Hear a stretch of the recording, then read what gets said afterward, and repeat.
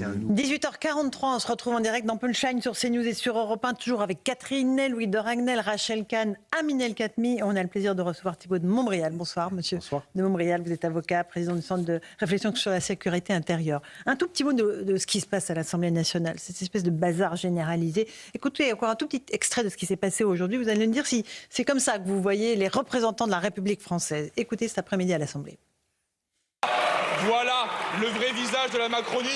Vous ne siégez pas pendant 2 mois quand on parle des écoles et des hôpitaux, mais là, vous trouvez l'énergie pour que des gens aillent au travail jusqu'à la mort. C'est la seule chose qui vous pousse à vous lever le matin pour venir travailler dans cette Assemblée. Si ce texte était adopté, vous diriez aux Français tout et n'importe quoi. Et voilà ce que vous faites pour la France. Vous l'abîmez chaque jour un petit peu plus.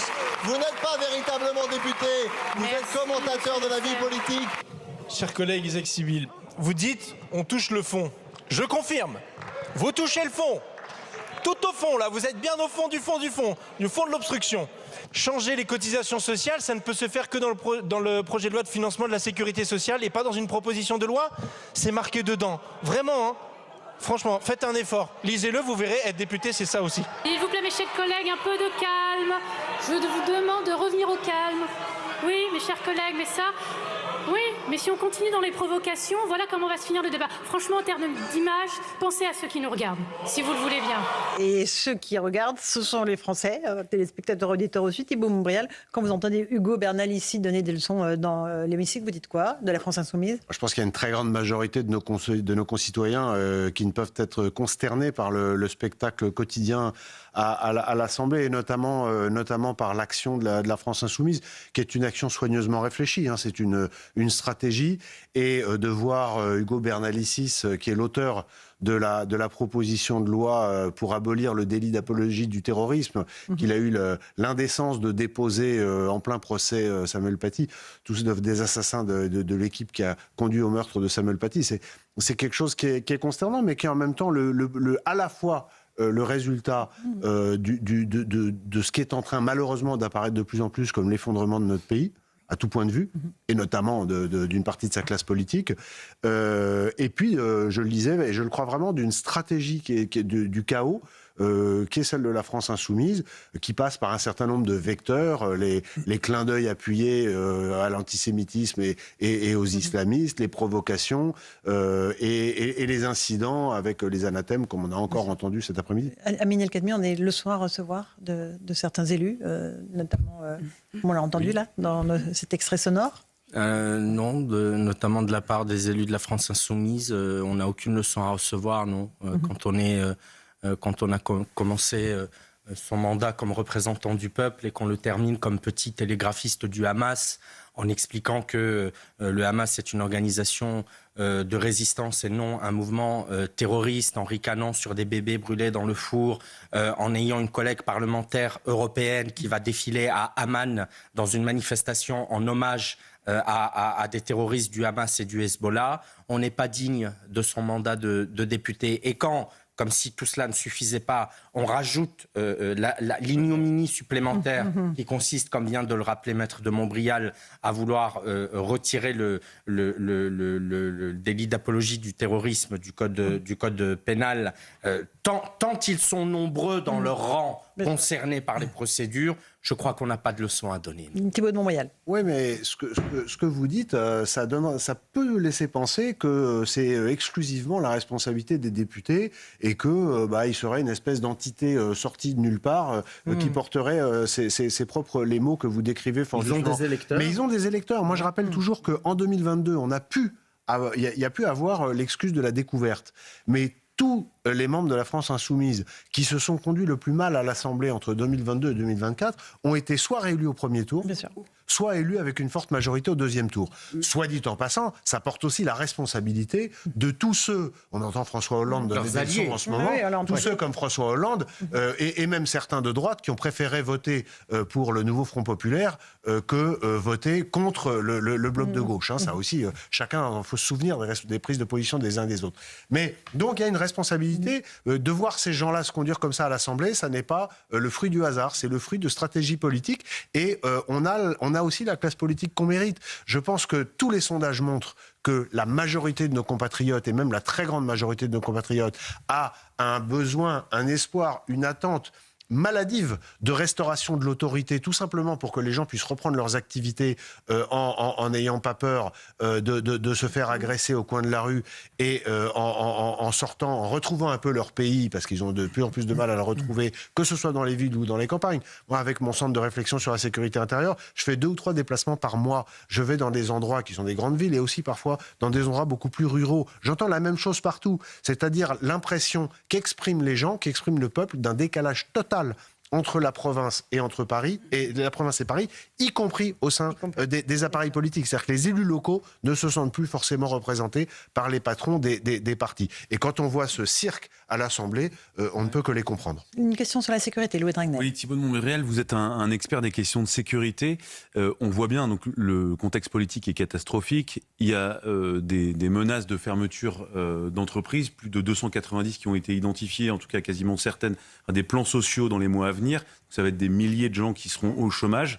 Comment est-ce que vous anticipez les craintes en matière sécuritaire par rapport à toutes les conséquences sociales à la fois du climat politique et économique? Ce que je constate, c'est qu'on a dans un pays qui est considérablement fracturé, vous insistez sur le point économique et social, mais on pourrait étendre avec toutes les questions qui sont des questions de territoire, des questions ethniques liées à l'immigration non maîtrisée, etc.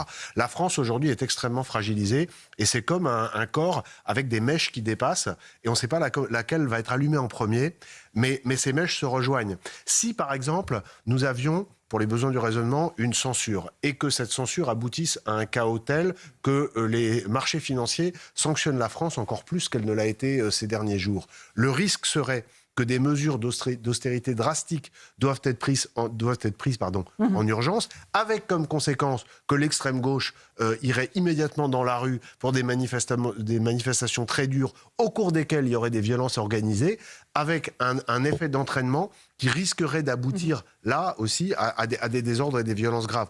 Ça peut aussi être demain une ouverture de feu sur la police ou une ouverture de feu de la police sur un individu qui a commis une infraction grave. Il y a des choses dont on ne parle même plus. Plus personne ne s'en étonne. Il y a 2 jours à Saint-Étienne, au marché de Noël, un individu qui agressait les gens avec un couteau a été tué par la police municipale. Il y a 10 ans, ça aurait fait la une de l'actualité pendant 3 jours. Aujourd'hui, plus personne n'en a parlé dans les grands médias, sauf sous forme de brève. Une affaire comme celle-là peut créer également un effet d'entraînement s'il y a un échange de coups de feu avec la police, des jeunes qui sont tués, etc.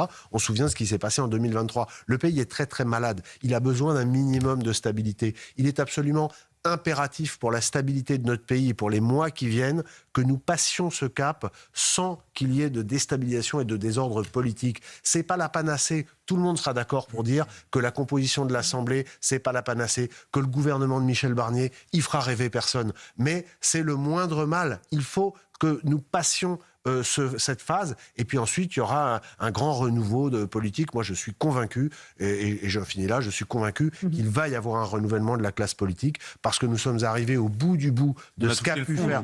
Oui, je pense que on ne peut pas tomber plus bas. Si, on peut encore tomber plus bas. La question, si jamais il y a une censure, je pense qu'on va tomber très vite beaucoup plus bas, et on peut tomber plus bas, mais il faudra à un moment un grand renouvellement, et que je pense démocratique, que les Français, et notamment en province, l'appellent de leur vœu. Catherine Ney. Oui, enfin, ce renouvellement, on le souhaite, mais moi, je vois que souvent, dans les cabinets ministériels, il y avait des jeunes qui avaient fait des études et qui venaient en cabinet ministériel en disant « après, on se présentera à la députation ». Et j'ai plusieurs cas de gens que je trouvais valables qui disent maintenant ce qu'on a vu, plus question qu'on fasse de la politique. Donc le recrutement maintenant se fait avec des gens qui ne sont pas à la hauteur de la charge, qui ne connaissent rien et qui arrivent au Parlement et qui font la loi alors qu'ils ne sont pas habilités et qui doivent et qui finissent par avoir un peu de métier, mais il faut du temps. Et Catherine Ney, vous avez cité tout à l'heure une partie du problème en évoquant la fin du non-cumul. Parce qu'on a entendu de grandes leçons de morale données à l'Ancien Monde. Mais dans l'Ancien Monde, Vous aviez des élus qui commençaient par être élus municipaux, qui construisaient une légitimité avec un territoire, un lien avec des habitants, qui devenaient conseillers généraux, régionaux, puis qui devenaient députés. Là, vous avez des trolls et des apparatchiks qui n'ont aucune... Mais pardon, il n'y avait pas Louis Boyard, il n'y avait pas Sébastien Delogu, il n'y avait pas tous ces gens-là avant. Il y avait des élus locaux qui devenaient parlementaires et qui avaient connaissaient le territoire. Une vraie légitimité. Nous allons vers des temps difficiles et les temps difficiles amèneront les hommes forts. Pas mal.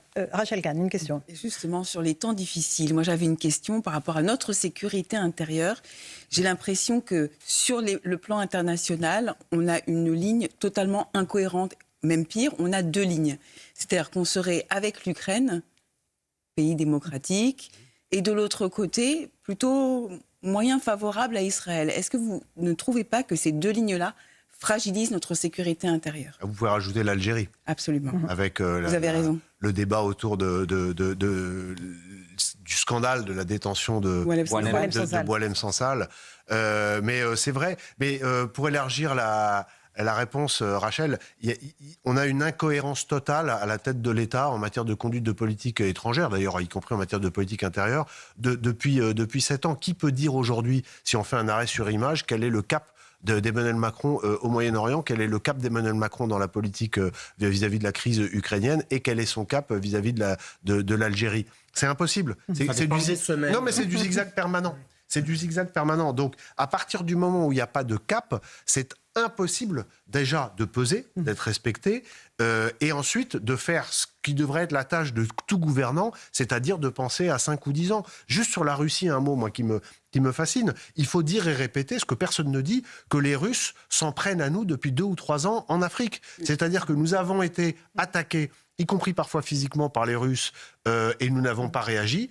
On est parti, on a été chassé des pays dans lesquels nous avions une relation bilatérale forte et dont nous avions besoin, et je pense notamment à l'abandon du Niger, avec les conséquences en termes d'uranium, qui sont des conséquences stratégiques. On est parti, c'est-à-dire tout l'héritage africain de la France a été dilapidé en 18 mois. C'est les Russes qui en sont à l'origine. On n'a jamais réagi. Donc aujourd'hui, il faut dire, moi je pense qu'il faut penser à l'avenir. La Russie sera toujours là dans 5 ans, dans 10 ans. Il faut parler aux Russes, mais il faut également se montrer d'une très grande fermeté. La fermeté n'empêche pas le dialogue. Ce qui empêche le dialogue, c'est quand les gens en face de vous, quels qu'ils soient, sentent que vous n'avez aucune conviction, aucune vraie force et que vous êtes dans le zigzag permanent. Et pour finir, je dis également que je pense que sur ces questions-là, il faut avoir un cap, une fermeté, dialoguer et ne pas tout dire.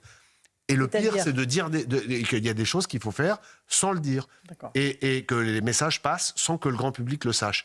Or, aujourd'hui, on parle beaucoup. Vous savez, les politiques français, plus la France s'affaiblit, plus les gens parlent pour ne rien dire, en devenant ivres de leurs propres paroles. Je vous redis ce que je vous ai dit il y a 5 minutes. On arrive vers les temps difficiles. Les temps difficiles verront revenir au pouvoir les hommes forts. Thibaut de Montbrial était l'invité de Punchline sur CNews Europe 1. Les hommes au sens générique. Aminat Khatmi était là, Catherine Ney, dans une forme éblouissante. Merci Catherine, Louis de Ragnel, Rachel Kahn. Merci à vous pour cette belle émission Punchline. Dans un instant, Pierre de Villeneuve sur Europe 1 pour Europe 1 Soir et Christine Kelly. Vous voyez, Catherine, vous m'obsédez. Christine Kelly pour Face à l'info sur CNews. Bonne soirée à vous sur nos 2 antennes. À demain.